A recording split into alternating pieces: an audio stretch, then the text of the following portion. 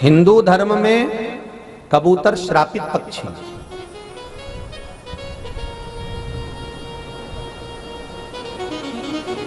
कई लोग प्रश्न करते हैं, महाराज जी जब हम वो बाबा अमरनाथ जाते हैं तो वहां पर तो फोटो जो मिलते हैं उसमें 2 कबूतर के फोटो हैं।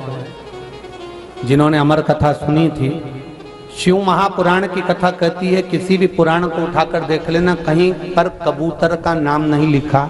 श्रीमद् भागवत में, श्रीमद् भागवत के अंतर्गत, विष्णु पुराण के अंतर्गत, शिव पुराण के अंतर्गत वर्णन आता है, शंकर भगवान ने जब पार्वती को अमर कथा श्रवण कराई अमर गुफा के अंतर्गत, तब उस समय शंकर भगवान ने 3 बार जब ताली बजाई तो कोटर में तोते का बच्चा, तोता उड़कर गया और तोते का अंडा उस कोटर में प्रविष्ट हो गया। तोते का अंडा जो कोटर में पड़ा हुआ था, उस अंडे के अंदर बैठे हुए तोते के बच्चे ने श्रीमद् भागवत कथा पूरी सुनी। जब पार्वती जी को निंद्रा आ गई, हुंकारा भरना पार्वती ने बंद कर दिया, तोते का बच्चा उस अंडे से बाहर निकल गया, उसने हुंकारा भरना प्रारंभ करा।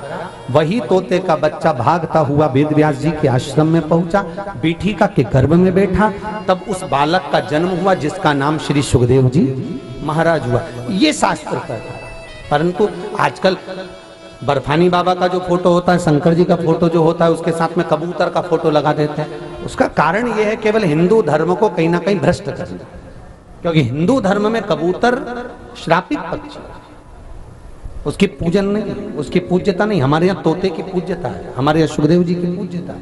पर कई अधर्मियों ने तोते का फोटो उस बाबा बर्फानी के फोटो में से निकाल कर उन्होंने कबूतर का फोटो फिट कर दिया, जान कर कर कि देवता तुम्हारा होगा तो पक्षी हमारा होगा। केवल धर्म को भ्रष्ट करना।